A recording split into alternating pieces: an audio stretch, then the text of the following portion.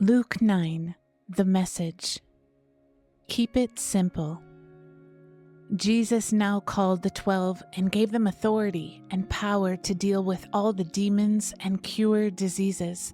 He commissioned them to preach the news of God's kingdom and heal the sick. He said, "Don't load yourselves up with equipment. Keep it simple. You are the equipment, and no luxury inns. Get a modest place and be content there until you leave. If you're not welcomed, leave town. Don't make a scene. Shrug your shoulders and move on." Commissioned, they left. They traveled from town to town telling the latest news of God, the message, and curing people everywhere they went. Herod, the ruler, heard of these goings-on and didn't know what to think. There were people saying John had come back from the dead, others that Elijah had appeared, still others that some prophet of long ago had shown up. Herod said, "But I killed John, took off his head. So who is this that I keep hearing about?" Curious, he looked for a chance to see him in action. The apostles returned and reported on what they had done.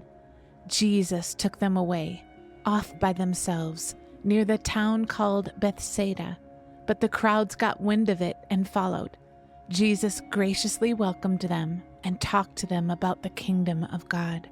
Those who needed healing, he healed. Bread and fish for 5,000. As the sun set, the 12 said, "Dismiss the crowd so they can go to the farms or villages around here and get a room for the night and a bite to eat. We're out in the middle of nowhere."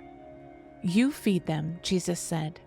They said, "We couldn't scrape up more than 5 loaves of bread and a couple of fish, unless, of course, you want us to go to town ourselves and buy food for everybody."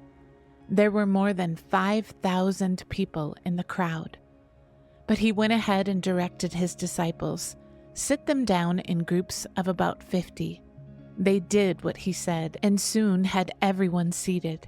He took the 5 loaves and 2 fish, lifted his face to heaven in prayer, blessed, broke, and gave the bread and fish to the disciples to hand out to the crowd.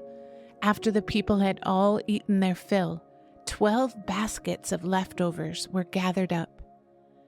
Don't run from suffering.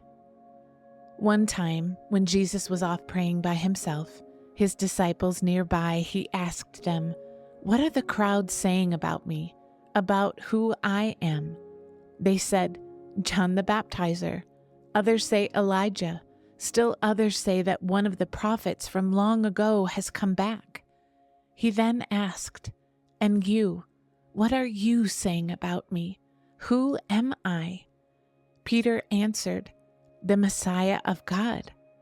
Jesus then warned them to keep it quiet. They were to tell no one what Peter had said. He went on, "It is necessary that the Son of Man proceed to an ordeal of suffering, be tried and found guilty by the religious leaders, high priests, and religion scholars, be killed, and on the 3rd day be raised up alive." Then he told them what they could expect for themselves. "Anyone who intends to come with me has to let me lead. You're not in the driver's seat, I am. Don't run from suffering. Embrace it. Follow me and I'll show you how. Self-help is no help at all. Self-sacrifice is the way, my way, to finding yourself, your true self. What good would it do to get everything you want and lose you, the real you? If any of you is embarrassed with me and the way I'm leading you, know that the Son of Man will be far more embarrassed with you when he arrives in all his splendor in company with the Father and the holy angels. This isn't, you realize, pie in the sky by and by. Some who have taken their stand right here are going to see it happen, see with their own eyes the kingdom of God. Jesus in his glory. About 8 days after saying this, he climbed the mountain to pray, taking Peter, John, and James along. While he was in prayer, the appearance of his face changed and his clothes became blinding white. At once, 2 men were there talking with him. They turned out to be Moses and Elijah, and what a glorious appearance they made. They talked over his exodus, the one Jesus was about to complete in Jerusalem. Meanwhile, Peter and those with him were slumped over in sleep. When they came to, rubbing their eyes, they saw Jesus in his glory and the 2 men standing with him.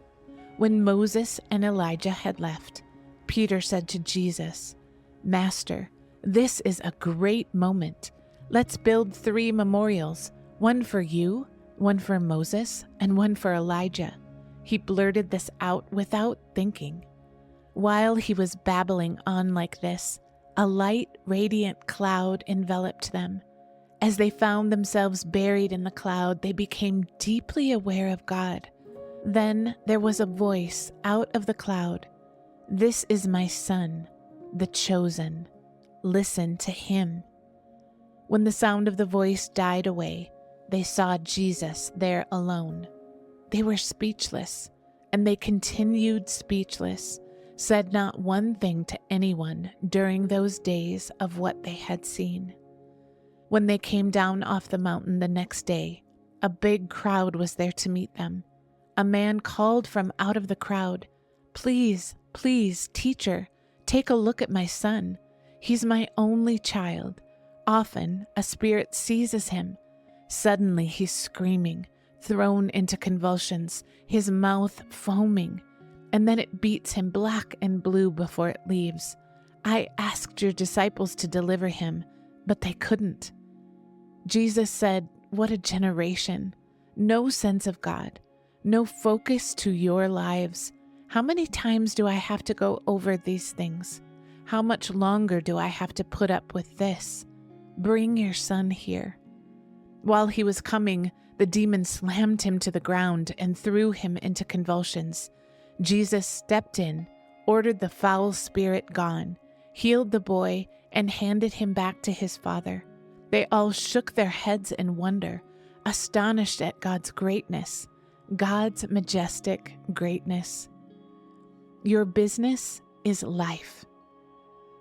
While they continued to stand around, exclaiming over all the things he was doing, Jesus said to his disciples, "Treasure and ponder each one of these next words.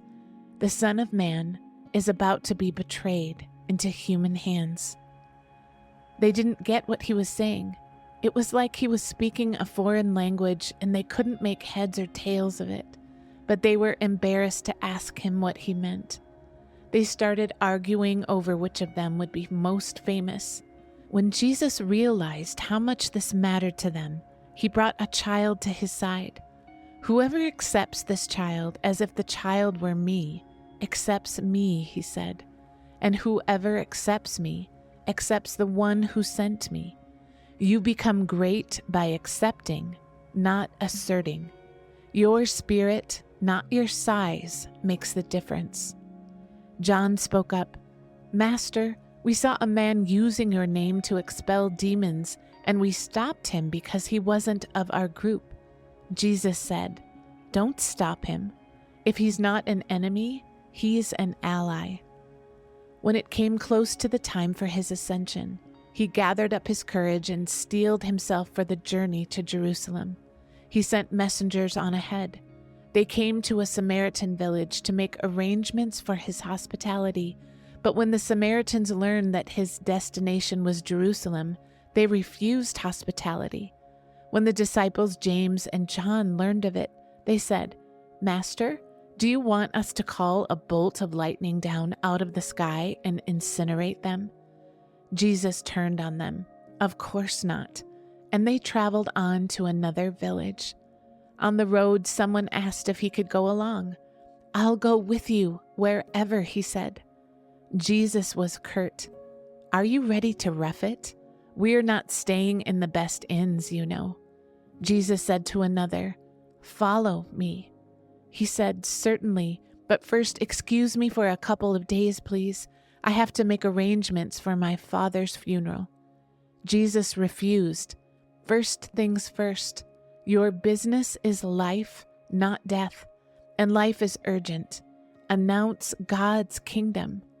Then another said, "I'm ready to follow you, Master, but first excuse me while I get things straightened out at home."